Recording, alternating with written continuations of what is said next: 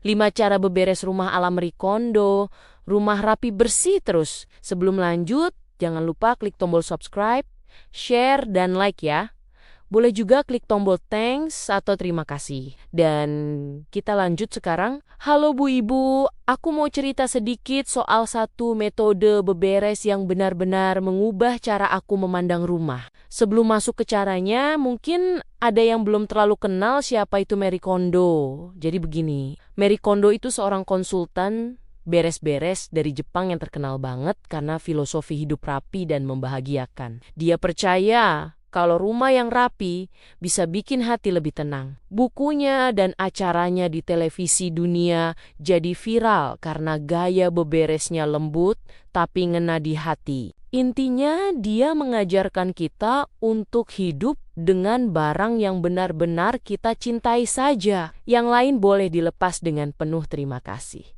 Dulu aku sempat skeptis. Masa sih beberes bisa bikin bahagia? Tapi waktu aku praktik pelan-pelan, ternyata memang ada rasa lega yang tidak bisa dijelaskan. Dan hari itu, aku mulai merasakan sesuatu berubah. Waktu itu aku lagi duduk di ruang tamu. Di depan aku ada tumpukan bukan main, ada kertas yang belum dibereskan, mainan anak yang entah muncul dari mana, dan sudut ruangan yang rasanya cuman makin nyempil karena barang menumpuk. Aku duduk sambil megang kepala, antara mau beresin atau pura-pura tidak lihat saja. Tapi hati kecil bilang sudah, ayo mulai sekarang. Cara pertama yang aku ambil dari Marie Kondo adalah memulai dari sudut paling kecil. Satu sudut saja. Kalau langsung satu rumah bisa bikin stres.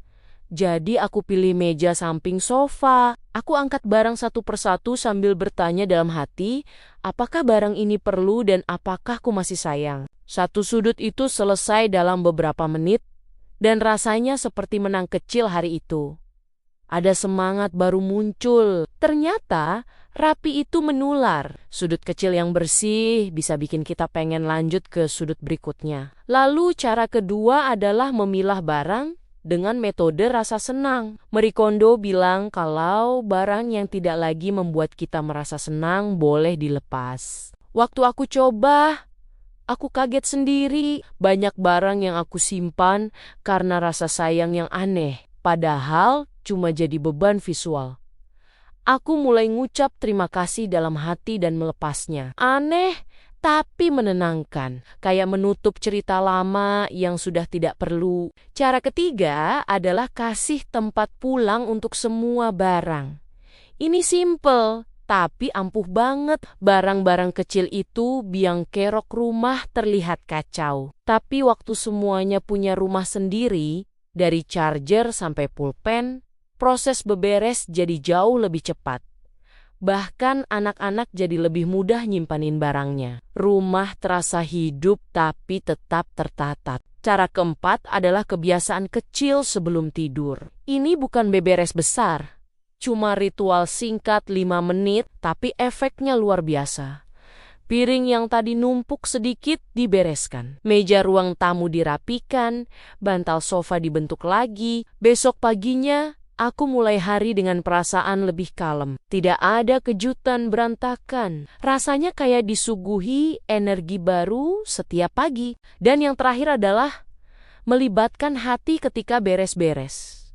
Ini yang paling kental filosofi ala Jepang. Beberes bukan cuma mindahin barang, tapi merawat ruang yang menemani kita setiap hari. Kadang aku sambil bilang dalam hati, makasih ya rumah sudah melindungi aku seharian. Aneh tapi bikin suasana lembut. Beberes jadi terasa ringan dan penuh makna. Rumah terasa seperti tempat yang benar-benar memeluk kita kembali. Bu Ibu, kita semua hidup dengan ritme yang capeknya tidak ketulungan. Tidak semua hari kita sempat beberes besar, tapi 5 cara ala Marie Kondo ini bikin kita sadar bahwa rapi itu bukan soal sempurna. Rapi itu soal kebiasaan kecil yang bikin hidup sedikit lebih tenang setiap hari. Dan rumah yang tenang bisa membantu kita jadi ibu yang lebih waras, lebih bahagia, dan lebih punya ruang untuk diri sendiri. Kalau Bu Ibu punya pengalaman lucu atau curhat soal beberes, tulis di komentar ya.